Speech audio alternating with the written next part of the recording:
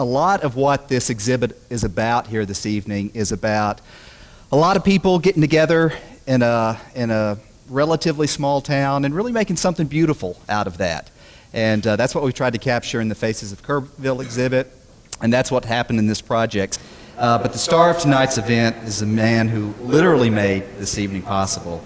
My friend and my barber, Doctor. Well, there you go. You get an exhibit and you're a doctor. Mr. David Jackson. David, come on up and say hello.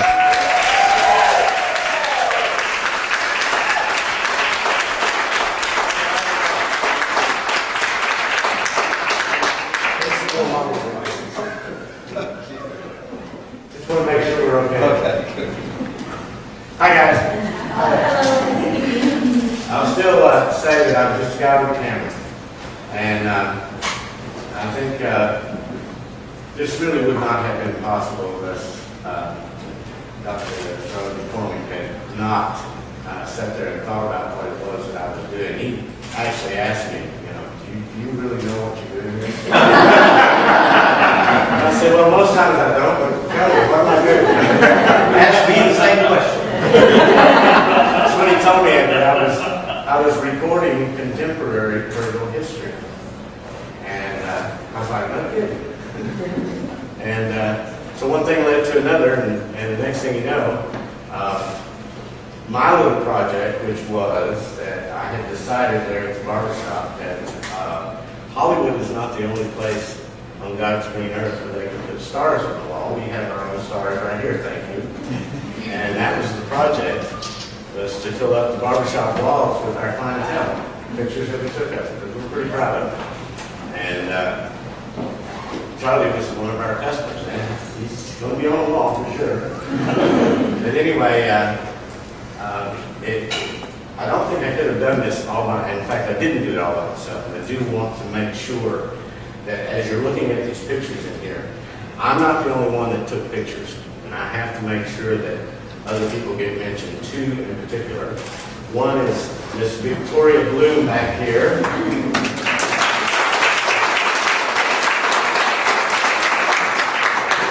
When either Nancy or I were cutting hair, she had the camera in her hand. So some of these photographs they're not all mine. So I want to make sure you guys know that. The other young lady was Nancy Hoover. She's not with us tonight. She's off in another little town somewhere. But anyway, she sends her regards. But she was also the photographer on these pictures. And I just want to say how grateful I am to this community and some of the most astute people that I've ever known, and this whole project kind of just really kind of coming out of nowhere for me. And thank you guys.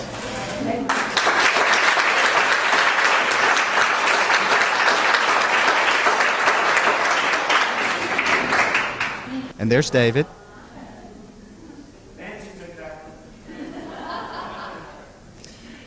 Okay, so those of you with beautiful hair, you're not going to appreciate this first story, but for me, it was the first time I really understood that hair mattered. I was born a boy with completely straight hair. That's me. Those are pearl buttons I have on my sleeve. No attractive curl, no natural wave, completely straight. And a boy who grows up in Snyder, Texas with straight hair, he combs it straight down. And he puts a bowl around it, and he cuts it. Day after day. Until, of course, the day he doesn't. For me, this day was in 7th grade, and I can't remember why I decided to do it, but one day I parted my hair before I went to school. Now, I've been more embarrassed in my life than I was that day, and I've been more scared, and I've been more ashamed, but I've never felt as palpably as I did that day the weight of change. I think if I'd come to school with a third arm, I would not have elicited so much shock and consternation from my classmates. They didn't know what to do with me. They'd known me all my life as that straight-haired kid, and now nothing seemed to make sense to them, or at least that's what it seemed like from my perspective as I looked into their faces, and I saw their smirks and their laughs, their disbelief, their unknowing, that phrase, "What the?" And here's what I realized that day. I'd grown taller and heavier. I'd changed my voice, got deeper. I'd worn different clothes on a regular basis, but changing my hair mattered in a way that other changes didn't.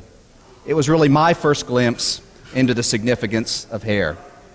Now, whether you had beautiful hair or bad hair, I suspect that one of your introductions to the significance of hair came, like mine did, during Sunday school, when we learned about mighty Samson, who had taken a Nazirite vow not to cut his hair.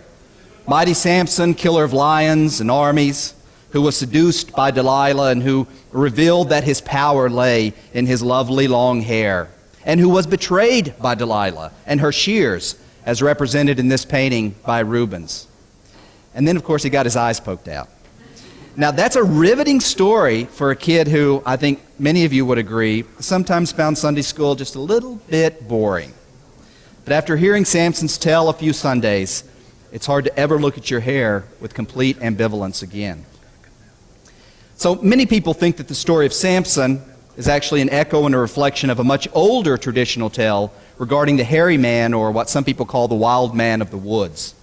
As his name indicates, he's hairy, but like Samson, his hair, it hides a deeper secret. It's not just hair. And in the case of this hairy man, hair represents a sort of wildness. It's the antithesis to the civilized world where hair's cut, tamed, and shaped into appropriate forms. So at places like the Frontier Barbershop, David engages in the ancient activity of civilizing us. But of course, the hairy man still calls to us.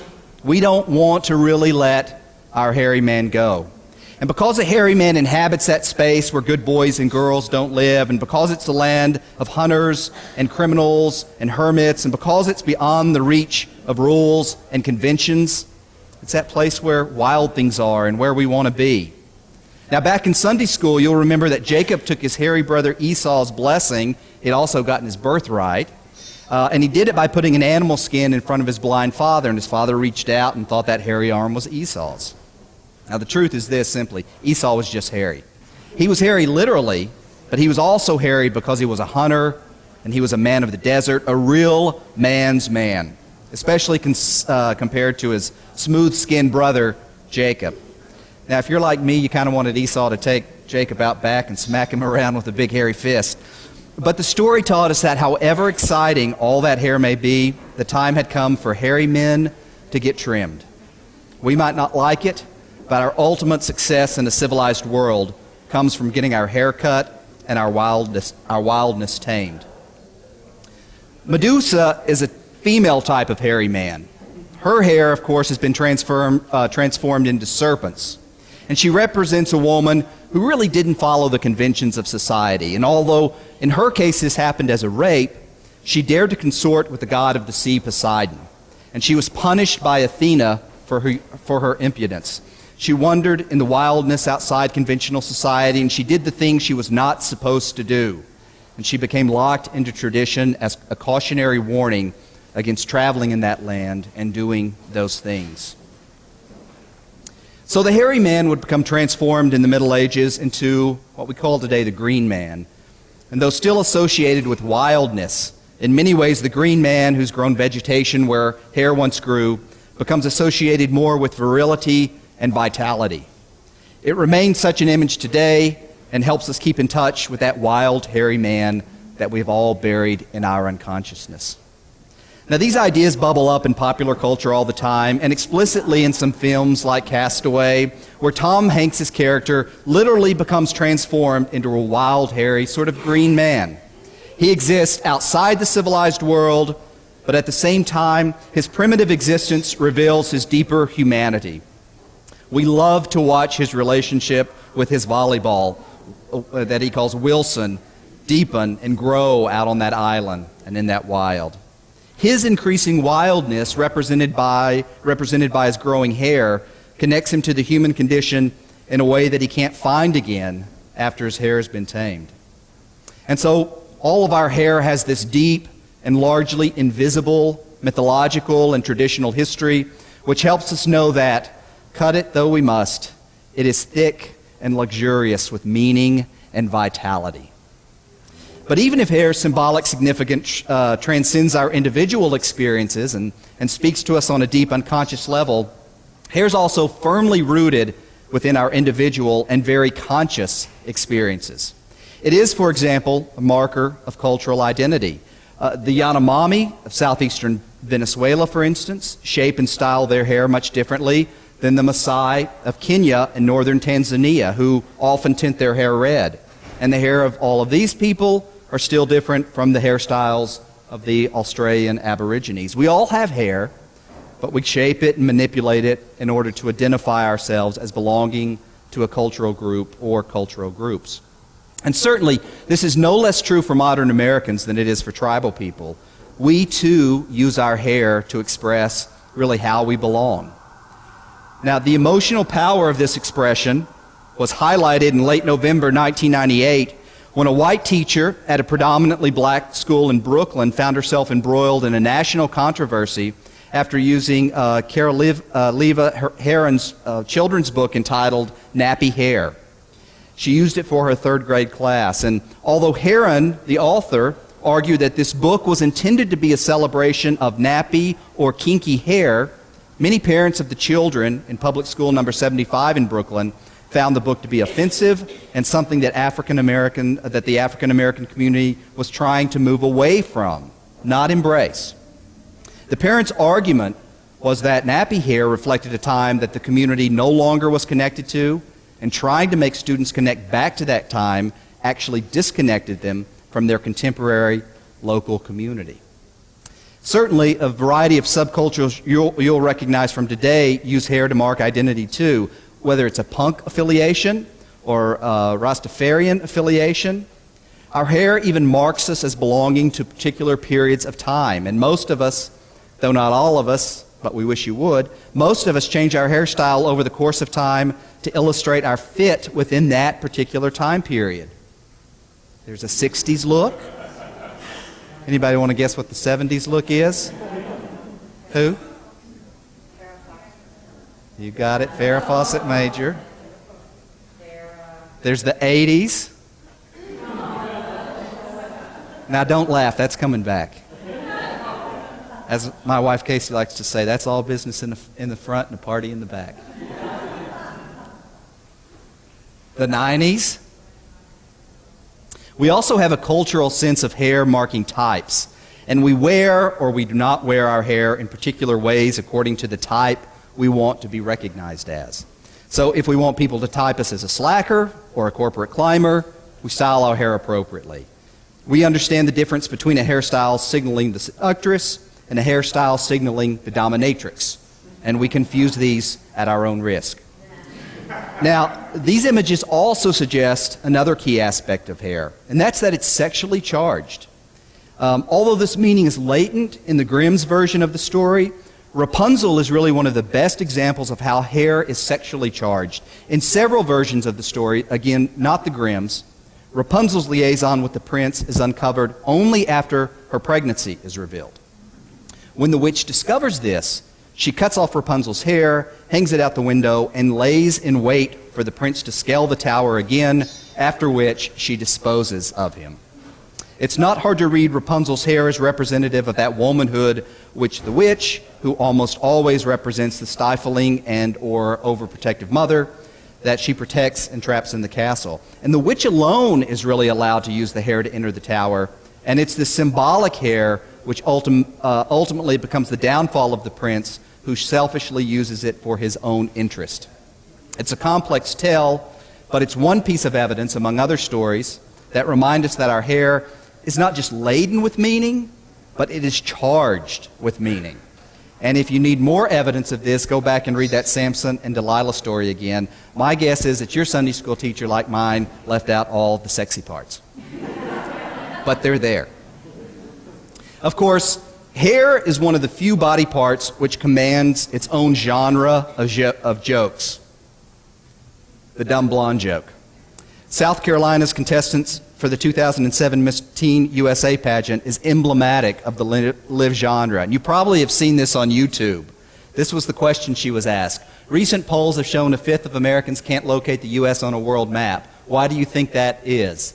This is a verbatim transcript of her answer. I personally believe the U.S. Americans are unable to do so because some people out there in our nation don't have maps, and I believe that our education, like such as South Africa and the Iraq everywhere, and it goes on, and it's, brutal to watch. Lovely as a flower, dumb as a stump. But we all have our favorite dumb blonde jokes. Did you hear about the dumb blonde who was excited? She finished a jigsaw puzzle in 6 months, even though the box said from 2 to 4 years. How do you make a blonde laugh on Monday? Tell her a joke on Friday. And they go on. Hair matters to us. And because hair matters, barbershops and beauty shops have come to occupy a very important place in our lives. You know, going to the barbershop is actually a very sort of intimate experience. That's true, even though at a place like the Frontier Barbershop, there may be 4 or 5 people watching you get a haircut and talking to you while they wait their turn. Still, though, there's an intimacy here. And I don't know about you, but very few people touch my hair. And those who I allow to, they're necessarily connected to me in a way that most other people aren't. So I think that this intimacy is achieved because really of the exclusiveness of the act. I suspect that it's because our hair matters, we don't just let anyone put their hands all over it. We let the person cutting our hair touch it out of necessity, and I think that probably changes our relationship to them. Now I would remind you that I suspect most of us, maybe all of us, have a lock of hair secreted in some scrapbook or closet or at the bottom of some drawer. Our parents cut it off our heads when we were infants, and they put it away for safekeeping. And really, that tradition reflects an ancient belief that an individual's power lay in his or her hair, and that hair had to be protected and guarded. You may know that a common personal item that gives a voodoo doll its power is hair. So don't let people steal any from you, or don't let them find that lock of hair your folks have secreted away somewhere. And there's another old tradition about hair having power that others can steal if they take it. This tradition is known as the Scalp Lock. Although it's a worldwide phenomena, we're most familiar with it as it's worn by the eastern woodland Native Americans, such as the Iroquois and the Huron and the Mohawk. This tradition involves a single lock of hair never being cut and being allowed to grow as long as it wants so that it can be decorated with artifacts, colors, and/or intricate weaving. Woe to the man who attempted to remove the scalp lock. There was a reason people got scalped. They were getting that scalp lock. Secret stashes of baby's hair, voodoo, protected scalp locks. We don't let people get too close to our hair. But we give our barbers and our beauticians access. And I think that's one of the reasons why David's photographs really have such power. You know, he's catching us at a moment when we're most ourselves, because we are most unguarded. When we allow another to connect with us in a way that people don't always get to connect to us. And he's captured that moment in a photograph. Now, I'm a little bit embarrassed to admit that after 3 years of living in Kerrville, I have yet to identify my doctor, my optometrist, or my dentist. But I had my barbershop located within 2 weeks of arriving in town. The truth is this. I think we all need a barbershop. We need a place where people show up just to have some coffee, drop off some donuts for people to share, play dominoes on the porch, or even to get a haircut. I need a barbershop not because it's unique, but because it's a place I know and where I feel at home. It's a sort of confessional, a local bar, a living room, a gathering of friends. It doesn't matter if we're rich or poor, on our way up, on our way down, old or young, male or female. We belong at our barbershops. And that's what's important. Tomorrow, of course, we will have forgotten all of this. Because here's really the secret of hair. It matters so much precisely because its importance is invisible to us. To the extent that we really don't think about it, our hair shapes us. David, and Nancy, and Kimberly, and Vicki, through these photographs, they've opened up a window. They've pulled back a veil to let us see our hair, our glorious curls, our brunettes and our blondes, our long and short locks. And they let us see how this hair matters. And when we look, I like to think we see ourselves, these faces of Kerrville, for perhaps the first time, or at least in a way we haven't seen ourselves before, and our neighbors, and our family, and our friends. Eventually, and if it isn't already, our hair will be gone, and none of us can escape that reality. But tonight, and through the run of this exhibit, all of us have hair in abundance. Run your fingers through it all. Thank you.